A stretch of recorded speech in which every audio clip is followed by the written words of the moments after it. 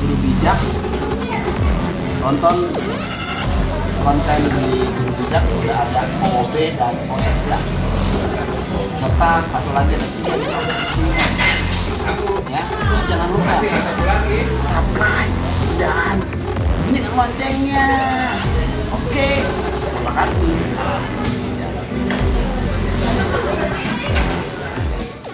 Dulu nih, oke Pak, opening Pak, ayo. Oke guys, selamat datang bersama kami bertiga. Enggak deng, sekarang udah berempat. Nah, di sini sekarang ada Kak Angga. Di sini boleh Kak Angga langsung perkenalkan diri ya Kak. Silakan Kak. Kita lagi tadi gitu kita ya? lagi di acara apa nih? Oh iya, langsung dong, kan lu Pak yang Oke, punya acara. kita lagi ada di acara OSK, obrolan santai, kuy. Kuy. Oke, Kak Angga, tadi apa udah bilang nih, Kak Angga boleh perkenalkan diri, nanti kita mau tanya-tanya tentang Kak Angga, mungkin dari Kak Angga masih kecil atau Kak Angga dimulai lahir baru, gitu Kak Angga. Boleh, silakan Pak Angga, Kak Angga. Let's go. Gitu ya. Oke, mulai dari mana ya? Oke, nama panggilannya Angga. Ya. Nama lengkapnya Esra Jingga, gitu ya. Jadi kemudian apa ya? Lahir di Pematang Siantar. Jadi ini orang Sumatera Utara nih. Gitu ya. Tapi nggak ada marganya ya? Kenapa? Marganya Batak bukan? Marga, bokap sempat dapat marga. Pas seceng. Mantap. Ya, lalu apa lagi ya? Istri 1, anak 2, gitu ya. Program KB lancar gitu ya. Program KB. Lalu kalau di sosial media kakak memang punya breeding online ya untuk burung paru bengkok gitu ya. Jadi biasa dari zaman Kaskus dengan nickname Paradise Crew sampai hari ini masih cukup aktif gitu ya. Ya buat sumur tambahan lah gitu ya. Cukup kali ya. Atau apa lagi? Kak Angga sekarang apa nih? Pekerjaannya apa nih? Berkarirnya di mana nih Kak Angga nih? Oh, saat ini sudah full membantu kerja di bidang remaja pemuda di gereja ya. Jadi lebih banyak untuk ngurusin anak-anak muda, juga untuk urusan sekolah, pembinaan lah gitu ya. Pembinaan remaja ya Kak Angga ya? Yes, oke. Berarti sering banget ketemu tentang masalah-masalah remaja nih. Berarti Kak Angga bisa dibilang ahli dalam menangani masalah-masalah remaja. Bisa dibilang gitu ya? Kebetulan ahli lah. Kebetulan dikasih karunia untuk menangani para remaja lah ya. Berarti Kak Angga lingkupnya di Jakarta aja atau hampir seluruh Indonesia atau keluar juga Kak Angga? Ya, puji Tuhan kasih karunia. Base-nya sebenarnya di Jakarta gitu ya. Ini yang agak bingungnya sekarang memang Sentul harusnya masuk Kabupaten Bogor gitu ya, tapi nomor teleponnya masih 021. Oh gitu. Bukan nomornya Bogor gitu ya. Tapi kabupatennya sih harusnya masuknya Bogor. Jadi yang mana-mana nggak tahu tuh ya. Nah, terus ya kasih karunianya ya link untuk seluruh Indonesia ya ada lah gitu ya. Karena pekerjaan ya, karena struktur juga gitu. Berarti ruang lingkupnya udah besar banget ya, Indonesia ya. Ya. Enggak juga ya. Begitulah ya Kak. Iya. tetap masih beri waktu buat kita ngobrol-ngobrol santai di sini. Wah, keren banget nih Kak Angga nih. Ya kan, ini panutan buat kita nih Kak Angga nih. Nah, Kak Angga boleh nggak ceritain sedikit nih sebelum sampai akhirnya bisa nggak sih dibilang Kak Angga nih lagi di puncak karir atau di karir yang paling tepatnya lah, ya kan? Sebelum Kak Angga nyampe di karir yang sekarang nih ya, sebagai ahlinya menangani masalah remaja gitu. Apakah ada prosesnya, apa langsung Kak Angga kucuk-kucuk langsung jadikan? Nggak mungkin kan? Nah, itu yang mungkin teman-teman pengen tahu nih prosesnya sampai akhirnya Kak Angga ada di posisi seperti ini gitu. Boleh ceritain Kak Angga? Basically sih sebenarnya itu ya ngalir lah ya, perjalanan hidup. Terus kalau sisi rohaninya ya Tuhan yang bawa lah ya. Jadi pertama Kakak kerjanya di film, di host production, salah satu host production yang waktu di zaman itu di Indonesia belum banyak host production gitu ya, rumah produksi kalau yang tahu sekarang gitu ya. Lalu banyak bergerak di iklan TV, radio spot, ya, jingle, kemudian juga animasi, ya bergerak di sana lah. Nah kebetulan karena memang saya senang belajar gitu ya, jadi pertama masuk sebagai asisten sound engineer, terutama bagian sound effect. Jadi bikin suara kalau orang berantem gitu ya, suara gelas pecah, ya, suara mobil balapan dan sebagainya gitu ya. Nah kemudian dari situ dapat kesempatan untuk masuk ke bagian desain, bagian animasi, terakhir di bagian programming. Ya, jadi waktu itu untuk bikin presentasi, lalu masuk ke, jadi waktu itu kita lebih banyak orderannya kalau mau IPO. Ya, jadi kalau perusahaan-perusahaan go public, ya, mereka akan mulai jadi perusahaan terbuka, mereka jual saham. Nah, sebelum proses jual saham itu mereka pasti akan bikin expo, gitu ya. Nah, kita pegang semuanya dari desain logo, desain corporate, buku, annual, laporan tahunannya, videonya, semuanya kita mulai kerjain. Nah, tetapi itu semua stop ketika 98. Ya, ketika 98 Indonesia ngalamin kerusuhan, ya kan, krisis, di mana dolar juga dari 6.000, 7.000 naik sampai 16.000. Oh, itu jauh banget gitu. Nah, 1,5 tahun perusahaan nggak ada kerjaan sama sekali gitu. Dari belajar, ya akhirnya ya udah selesai. Nah, disitulah host production mulai stop. Nah, kalau sekarang host production kita lihat kayaknya banyak kan bisa juga personal gitu ya, anak-anak yang jago desain, anak-anak yang bisa video. Nah, tinggal nanti ada yang punya bisa bayar pajak. Nah, udah under dia, tapi semuanya ngerjain juga, ya. Nah, nah dari situ kemudian kakak mulai join ke tempat kakak sekarang ini, yaitu gereja, ya. Nah, waktu itu ada gereja tahun 99. Oh, 99. Tahun ya Kak, lebih tepat ya 99 lah, 99 akhir itu mulai join. Joinnya pun karena waktu itu gereja butuh desainer, ya biasa begitu mau desain kasih ke host production, terus begitu akhirnya mereka tahu, wah ternyata ini guru sekolah minggu. Waktu itu kakak pelayanan masih guru sekolah minggu.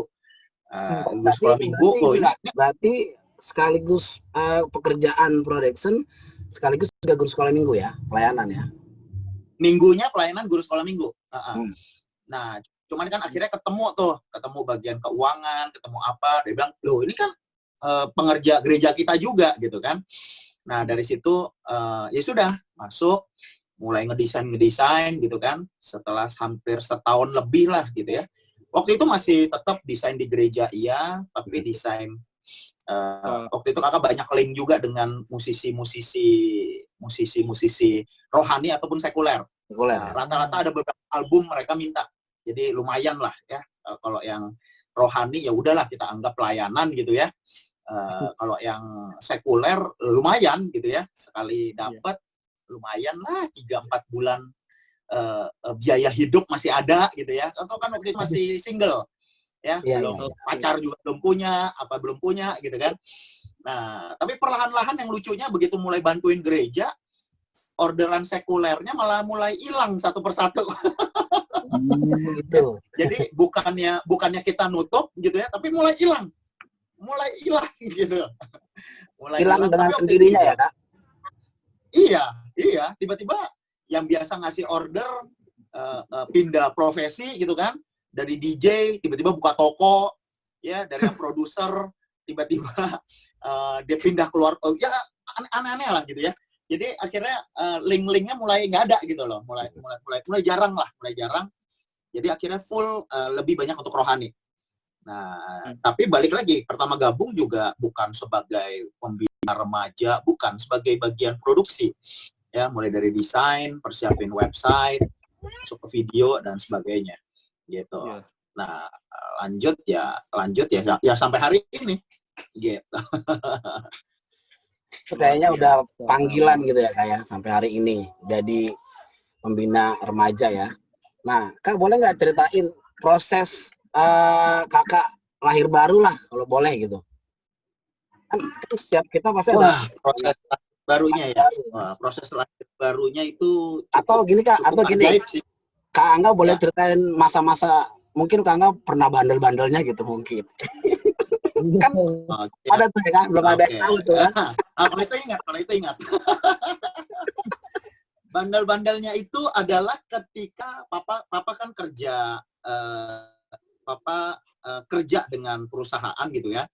Jadi dari waktu itu di Jakarta Utara, daerah Teluk Gong, lalu perusahaan itu pindah ke daerah Jakarta Timur gitu ya. Daerah Jakarta Timur, Jalan Raya Bekasi. Jadi perbatasan antara Cakung Celincing gitu ya. Jadi antara Raya Bekasi dengan Tanjung Priok gitu ya, daerah sana. Nah, notabene-nya ketika pindah daerah sono, nah disitulah titik bandel-bandelnya. Kenapa? Karena kebetulan di daerah sana itu ini masuk atau enggak? Ini masih diedit lagi kan nanti? Atau langsung lanjut begini? Bisa lanjut, bisa kita edit, kita lihat dulu gitu Kak. Oke. Iya, karena milih bahasanya susah. Oke, berarti ini bukan langsung obrolan nggak langsung mentah-mentah ya. Oke. Nah, jadi daerah sana itu di mana keturunan yang sipit itu jarang banget. Minoritas lah, minoritas. Bukan minoritas lagi. Wah, itu 0,0000 sekian gitu ya. Minim berita. Sangat dikit. Sangat dikit gitu ya. Minim lah ya, bukan minoritas lagi gitu ya. Nah, di mana kalau mau di mana karena yang sipit itu jarang banget gitu ya. Jadi kalau ketemu pasti dikerjain. Nah, karena itu kebetulan saya punya kakak perempuan dan adik 2 perempuan juga. Jadi laki sendiri. So, apa yang terjadi itu mau main bola aja gitu ya. Anak laki kan senang main bola. Untuk main bola aja itu harus berantem lawan 4 sampai 5 orang. Begitu menang berantem baru boleh main bola. Main sama mereka ya. Gabung. Jadi udah babak belur belum main bola gitu ya. Nah, menyebabkan akhirnya saya senang bela diri. Ya, saya belajar ada sekitar 3, 4, 5 macam bela diri. Tapi yang didalemin sebenarnya cuma 2 gitu. Nah, goalnya apa? Goalnya cuma 1, pengen jadi jagoan ya, jadi jagoan. Nah, dan lumayan lah ya. Jagoan, Kak. Jadi kalau daerah Cacing gitu ya, daerah Cacing ini era pas kakak ya.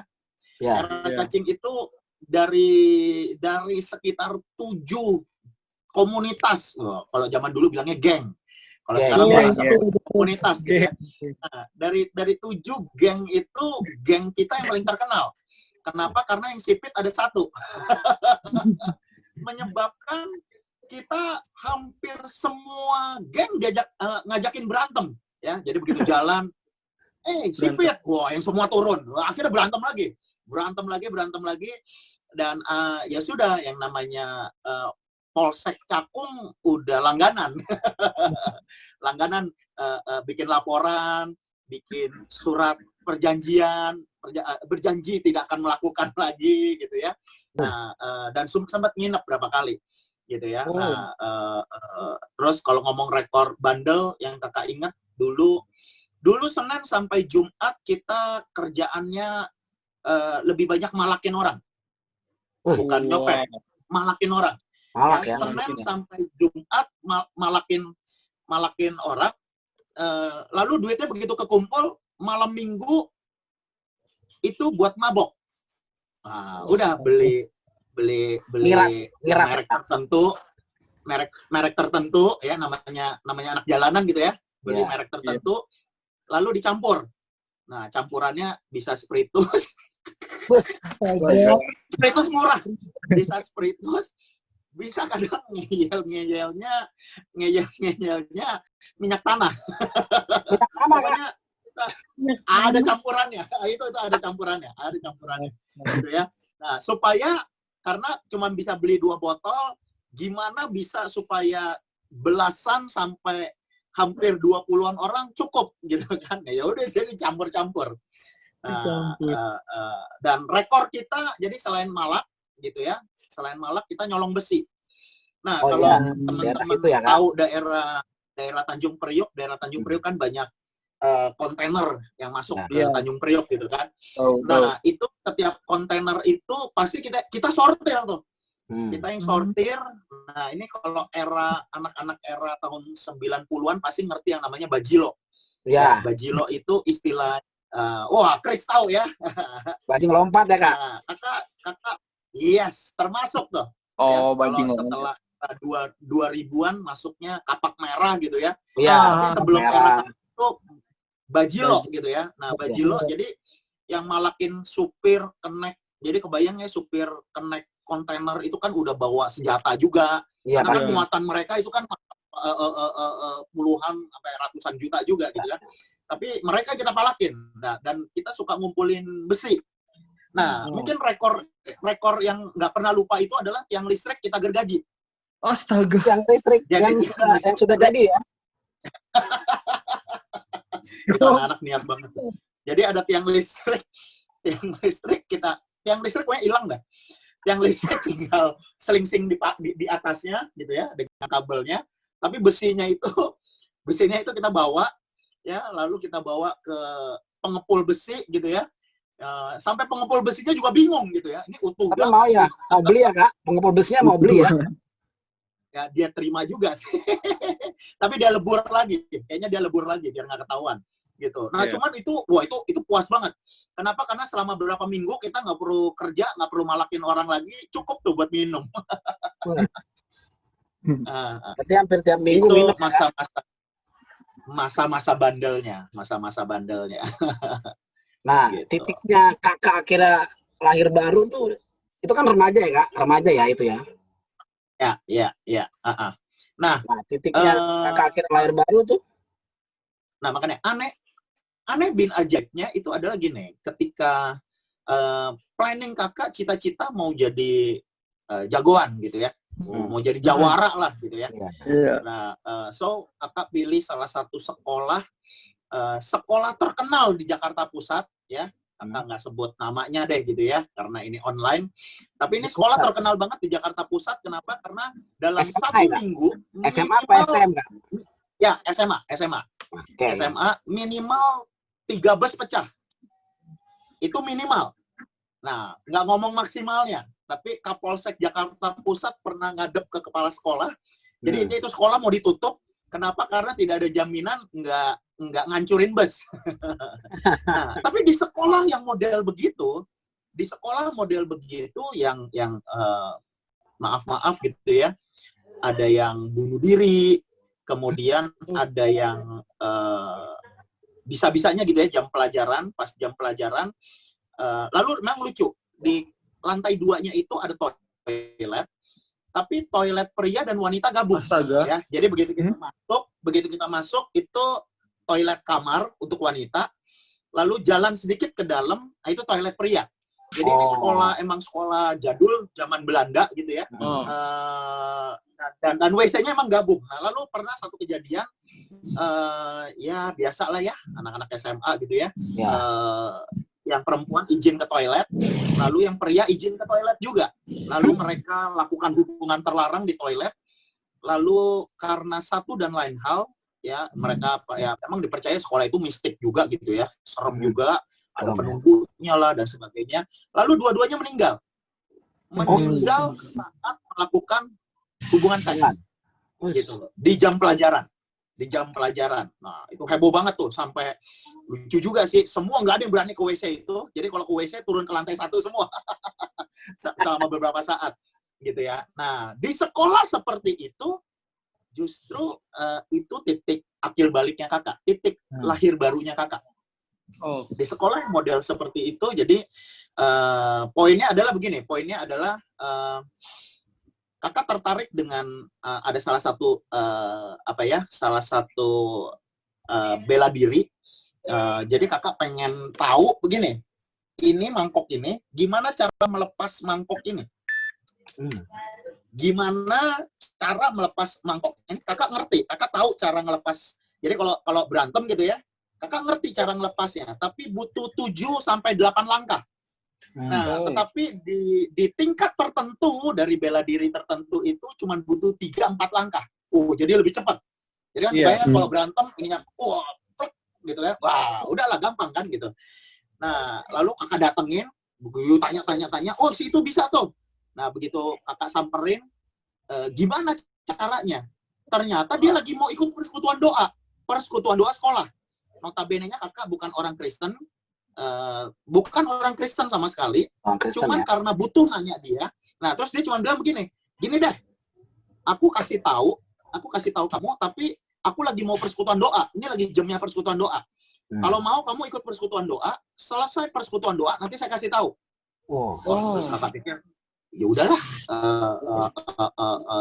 toh cuman bentar, lumayan kan, nggak usah beli baju bela dirinya, nggak usah ikut kelasnya gitu kan, tapi dapat caranya gitu kan. Ya sudah kakak ikut. Nah, itu pertama kalinya ikut ibadah Kristen ya. Nah, begitu duduk biasa ya, kalau ibadah sekolah, ibadah persekutuan doa sekolah kan ya, Prokris. Nah, itu di kelas ya, pintu masuk, nah lalu duduk paling belakang gitu ya. Terus begitu mulai ibadah, tepuk tangan, bingung tuh, ini orang Kristen kok ibadah kayak karaokean ya, tepuk tangan gitu kan. Terus ya begitu doa, ya udah, karena fokusnya kan sebenarnya bukan ibadah, fokusnya adalah pengen cari tahu. Nah, tetapi ketika firman kakak lupa pendetanya siapa gitu kan, tapi pendetanya mah kecil, pendek. Pokoknya waktu itu mah kakak nggak takut-takut, di penjara pun ngadepin 6 orang buat kakak biasa aja. Kenapa? Karena sebagai keturunan mata sipit masuk penjara, itu kan makanan banget gitu kan. Justru waktu orang berpikir makanan, kakak malah seneng. Ayo gitu kan. Nah, hari itu jadi biasa aja, ketemu orang nggak ada takut gitu ya. Tapi hari itu pendeta pendek, kecil lagi. Waktu dia mulai khotbah, tiba-tiba seakan-akan dia ngerti dosa gue. Tiba-tiba dia lagi ngomong kan, ini, itu gue itu. Wah, yang lakukan ini, Terus jadi ada perasaan takut kan, kakak nggak ngerti, belum pernah jadi orang Kristen, bukan dari keluarga Kristen. Jadi tiba-tiba berasa begini, ini pendeta atau dukun. Jadi sepanjang dia khotbah kita cuma nunduk, nggak berani angkat kepala. Kenapa? Karena kayak dosanya lagi dibacain gitu loh. Nih dosa 1, 2, 3, takut. Terus nyesel banget gini, pengen pulang tapi nggak berani. Kenapa? Karena pintu keluarnya kan di depan. Iya, betul. Pintu kelas, maksudnya kan pintu kelas di depan. Kalau mau keluar kan lewat pintu pendeta. Nah, sementara di benak kakak cuma begini, ini pendeta sakti banget, kayak dukun nih. Waduh, lalu ada perasaan takut juga begini. Kalau dia tahu gue bukan orang Kristen, terus gue ikut-ikutan, bakalan diapain nih? Wah, di dalam ketakutan itu, tiba-tiba dia selesai khotbah, lalu dia bilang begini, ayo sekarang kita doa. Wah, pas lah, dia bilang, gue udah pengen pulang. Wah, udah nyesel. Di tengah dia khotbah, ternyata nyanyi dulu. Nyanyi dulu gitu ya. Terus begitu nyanyi, dia bilang, ayo angkat tangan. Gue angkat tangan deh. Takut gitu. Gue angkat tangan. Sungguh-sungguh. Iya, gue sungguh-sungguh. Tiba-tiba itu pendeta kecil, dia bilang begini, yang lagi deg-degan, cepat maju ke depan. Wah, antar call ya, Kak. Itu dari ujung kepala sampai ujung kaki, tiba-tiba kayak kena setrum. Mampus gue ketahuan nih. Di benak kakak begini, wah itu pendeta sakti banget, dia tahu nih gue penyeludup nih, dia tahu nih gue bukan orang Kristen nih. Kan kakak nggak ngerti Kristen itu kasih, Yesus itu kasih, nggak tahu gitu loh. Yang tahu adalah kalau di ajaran lama itu adalah jangan buat salah dihukum ya. Kemudian yang berseberangan itu boleh dan sebagainya. Nah, waktu maju ke depan, Wah itu deg-degan banget gitu ya. Tutup, dia bilang tutup mata. Wah tutup mata. Angkat tangan. Ya angkat tangan dah udah. Pokoknya gua Nurut aja lakukan ya. deh. Ya, karena takut. Terus tiba-tiba yang paling berat adalah kakak nggak pernah nangis. Ya, jadi Chris kan orang Sumatera juga nih, ya, orang Sumatera Utara. Sumatera Utara itu kakak ingat banget, bokap itu dulu ngomong begini, anak laki nggak boleh minta maaf.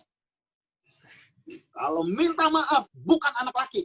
Wah, sebenarnya poin-poinnya masuknya bagus. Maksudnya adalah begini, mau ngapa-ngapain mikir dulu. Ya. Jangan gampang aja minta maaf gitu loh. Poinnya seperti itu. Ya, tapi kan karena diajarinnya setengah-setengah, yang ada tambah belagu. Udah salah nggak pernah minta maaf. Gitu kan. Oh, bukan poin bagusnya yang diambil, tapi jadi belagunya gitu ya. Nah, di tengah itu semua, jadi kakak nggak pernah minta maaf, nggak pernah nangis. Hari itu, di depan kelas itu, waktu itu pendeta bilang, tutup mata, angkat tangan. Tiba-tiba air mata ngalir, dan waktu air mata ngalir, yang paling berat adalah waktu air hidung ikut turun. Jadi kebayang ya, mulai nangis, mau ngelap air mata, malu gitu kan. Tapi yang paling bingung hidung. Nah, ingus itu kan kalau turun kita tarik, nggak lama turun lagi gitu kan.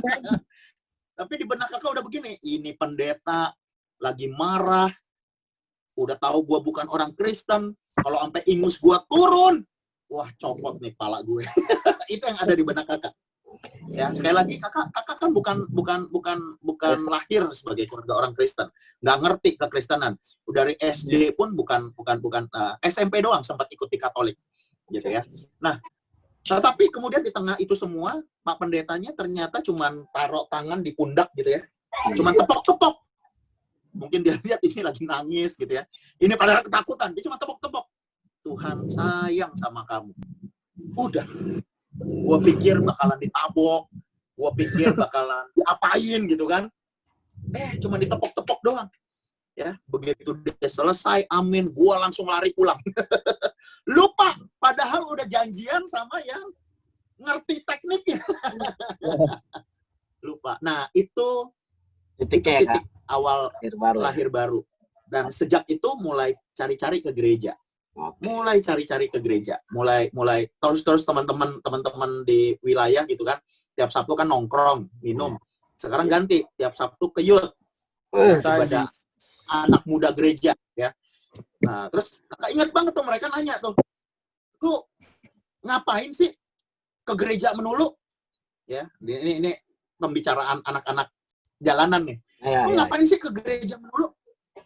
Kakak jawabnya dengan enteng, kakak jawab gini, gereja itu enak loh. Kita bisa nangis di gereja.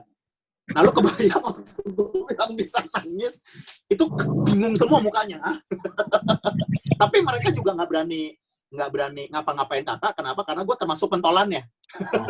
Gitu. Nah, cuman karena emang nggak ngerti sama sekali gitu loh. Nggak ngerti, dan sempat ada satu pertanyaan yang cukup menusuk ya, waktu mereka bilang begini, Gah, kita ini orang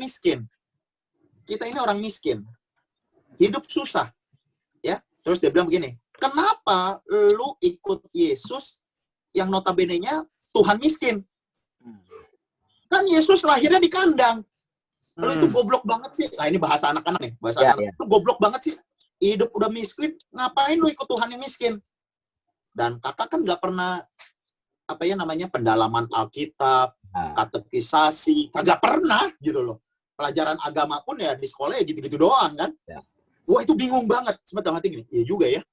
Gue udah miskin, kenapa gue ikut Tuhan yang miskin? Nah lalu bersyukur ada kakak rohani gitu kan.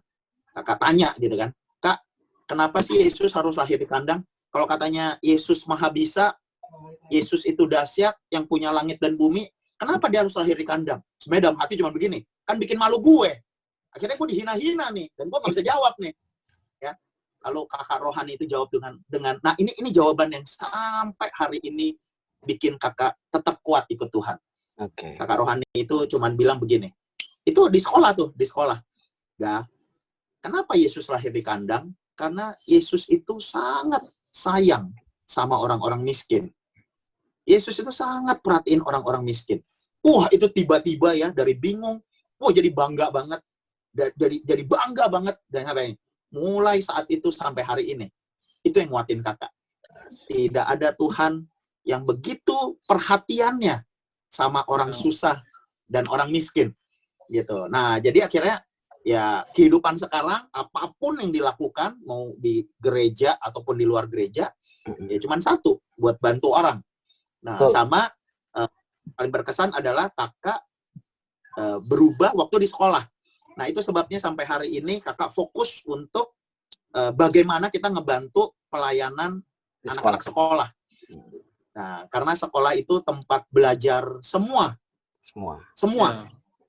Belajar ngerokok. Jadi sekolah juga. Ya, belajar apa? Film porno, belajar melawan orang tua. Betul. Ya, belajar apa itu? Kondom. Itu kan belajarnya di sekolah juga. Iya. Zaman kakak kan nggak ada Google, belum ada Google gitu loh. Ya, ya? betul, Kak. Nah, kalau sekarang memang lebih susah lagi. Itu kurang lebih banyak belajar sekarang. Oke, Kak. Waktunya tinggal 3 menit lagi nih, Kak. Oh, terima kasih banget nih, Kak. Ceritanya luar biasa banget loh, Kak. Beneran loh. Ini yang kita belum tahu loh. Jadi tahu. Yakin banget ya kan. Kalau kita upload nih, ya kan banyak orang yang akhirnya ternyata jadi seperti Kak Angga tuh melewatinya nggak mudah gitu ya kan. Tuhan yang pakai, Tuhan yang panggil gitu kan. Kak Angganya responnya benar, baik sampai akhirnya ada di posisi sekarang gitu Kak Angga.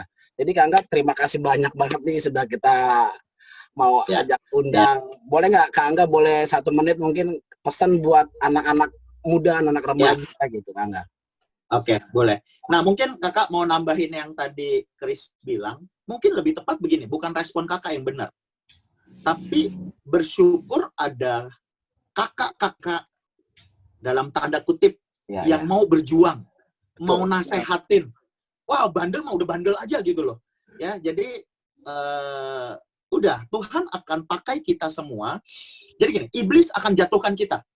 Jadi pemabok, jadi cabul, berontak sama orang tua, ya, yang terikat minuman, rokok dan sebagainya. Iblis akan hancurkan kita. Nah, seringkali masa lalu itu membuat kita terintimidasi dan akhirnya kita nggak bisa maju. Tapi mari dengar, Tuhan pakai masa lalu kita untuk kita bisa jadi kakak yang baik bagi semua generasi yang jatuh di hal yang sama. Nah, tapi syaratnya kita harus menang. Kita harus menang.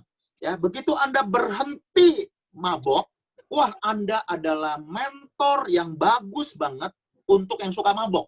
Betul. Ya, begitu Anda seorang yang pemarah, Anda akan, karena iblis mau pakai itu untuk ngejatuhkan kamu, tapi Tuhan mau pakai kita untuk nguatin yang ngalamin yang hal sama. Nah, lalu di atas itu semuanya, ya udahlah, jadilah kakak yang baik bagi adik-adikmu. Jadilah sahabat yang baik bagi teman-temanmu, gitu ya. Lalu jadilah teladan buat yang lebih tua. Jadi jangan songong juga, jangan belagu, gitu ya. Hormati ya, Kak. Tapi jadi teladan. Ya, paling itu aja. Luar biasa, Kak. Siap, kita tutup aja ya. OSK ini, oke ya. Sampai ketemu lagi di OSK selanjutnya. Sekali lagi terima kasih Kak Angga, ya kan. Nanti Kak Angga waktu saya bilang sampai ketemu di obrolan santai, ya kan, obrolan santai semua jawab kuy gitu ya Kak Angga ya. Oke Kak Angga. Oke. Ya. Kembali lagi di acara kita selanjutnya nanti di obrolan santai.